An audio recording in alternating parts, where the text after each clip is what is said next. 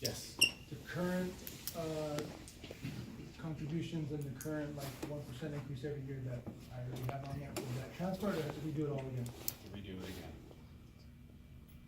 Have to do it again.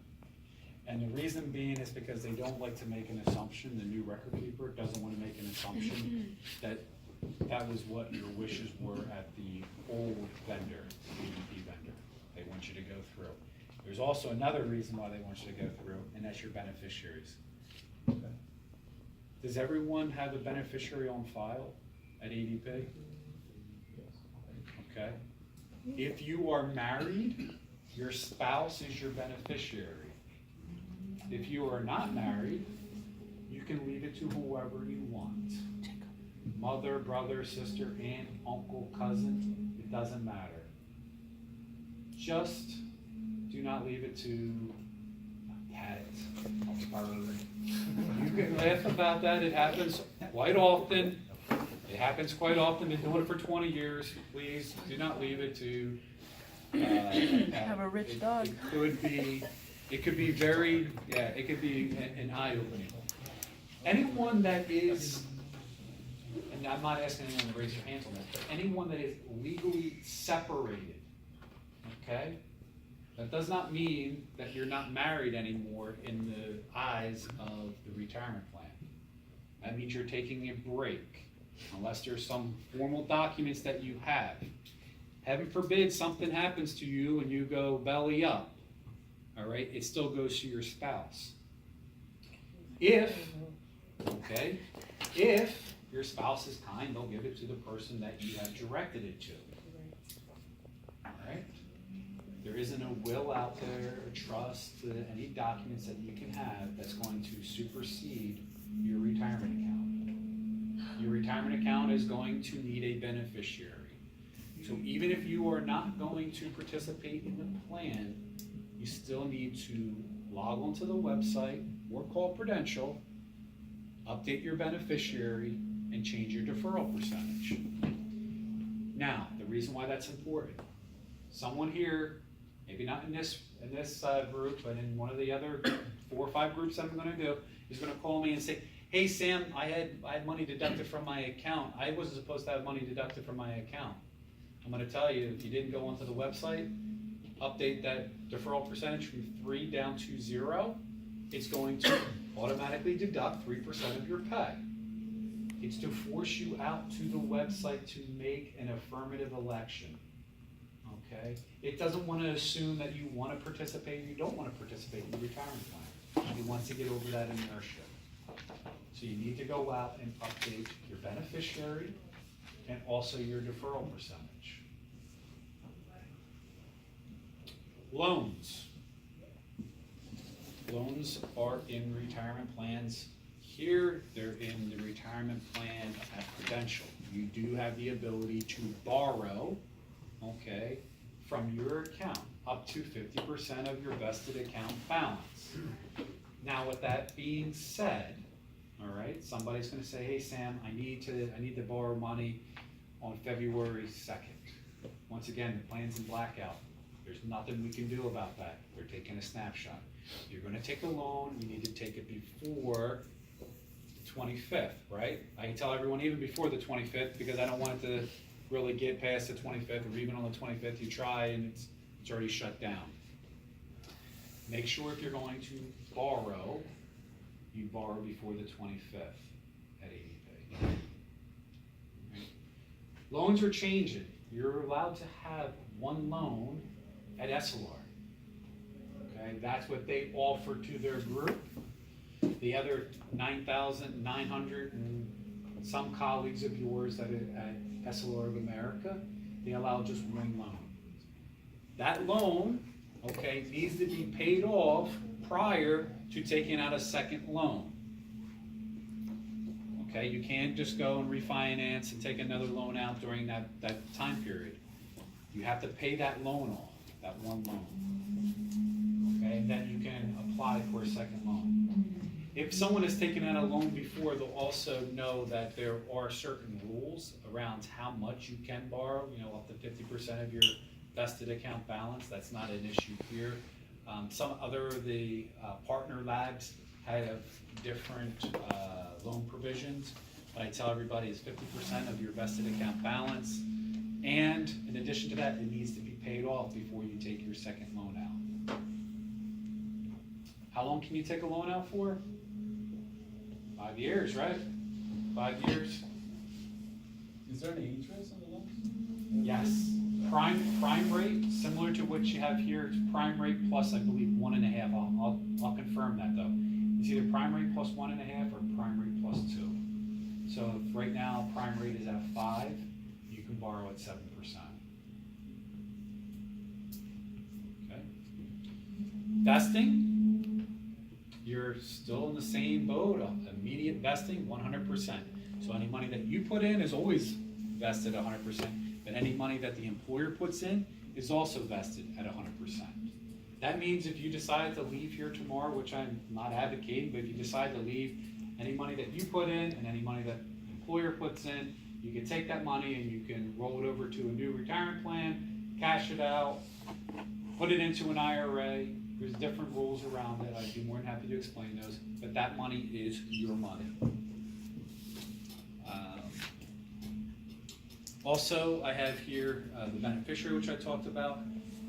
Just to think about the amount of, let's just say that let's say you make $30,000 a year, okay, and you put in 6%, that's $1,800 that you're putting in, and then iCode is giving you an additional $1,800.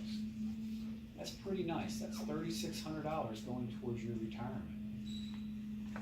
$3,600. That money growing, as we looked at it earlier for the one example, $3,600 for 10 years, 15 years can be a sizable retirement amount. Makes retirement a little bit more comfortable. Finally, but not least, if you have questions around the target date funds of where you were and how do I find something similar, there is a mapping document that I can work with you on. Or you can call me or someone at Prudential, and we'd be able to say, this was your large cap value fund, this is what your new large cap value fund is.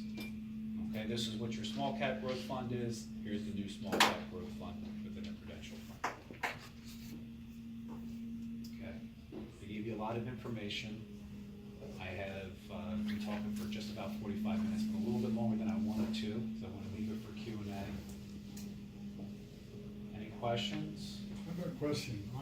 When you borrow against your own, your own money, you said it's 5 to 7%. When you pay it back, does that go back to you or does that go to you. Prudential? No, that goes to you. All loans are designed that the interest goes back to you. Nope. Yes, great question. Great question. And I think that's part of the reason why people are comfortable borrowing from the retirement plan, because they are paying themselves back that interest and not a bank or another lending institution. All right, so what are we gonna do? So people could contact you. I mean, here you have a Prudential number, but that's not, yeah, so No. this is just for website stuff. This is for the website. So people will have questions when they contact you. Yes. I can give you the number, and if you have a pen, I know Francis has my number as well. It's area code 484-975-3198. And that is 484-975-3198.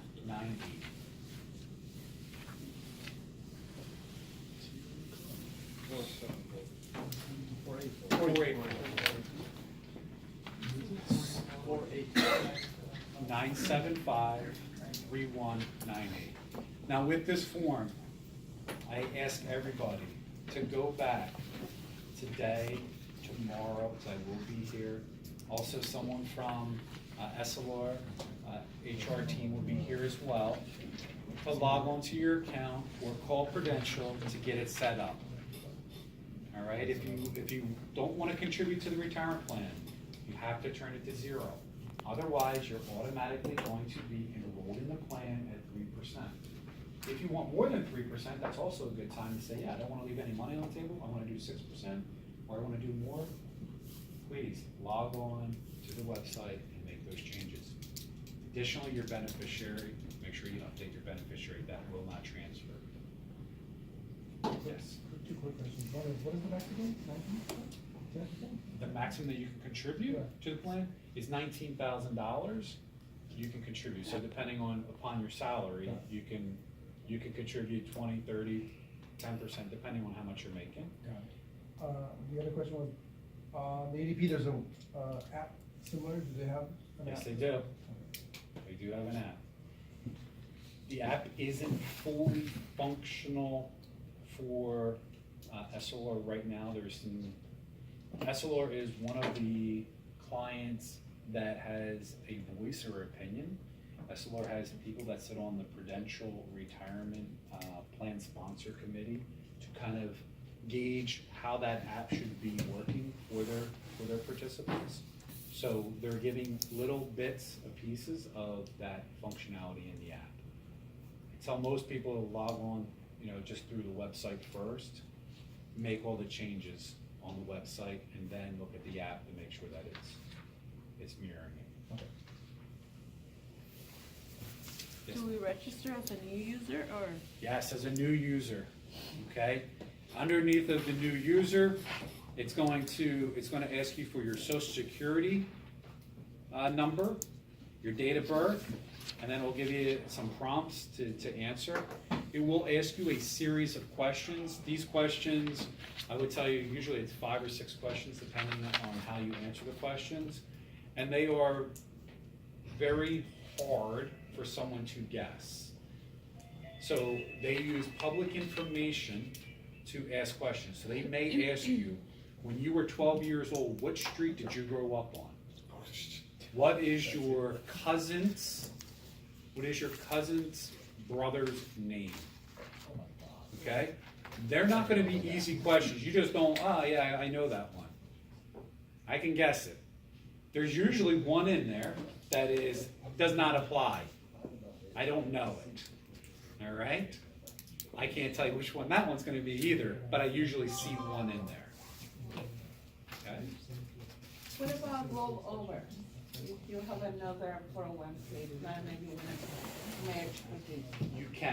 You can roll over an IRA, any qualified money into the SLR 401k plan. Even our, Yes, an IRA. As long as it's qualified money, okay, without penalizing? with no penalties, correct, with no penalties. Yes, with no penalties. Again, remember, my services are paid through SLR, so there's no, if you call me, I'm not sending a bill to Francis or someone on the team to say, hey, I spoke with, for your participants, this is all paid through SLR. All right? Please don't hesitate to give me a call. Let's just have a conversation. With that, I thank you so much for your time. I'll be here today and tomorrow. I'll be here tomorrow. I have 8:30, 9.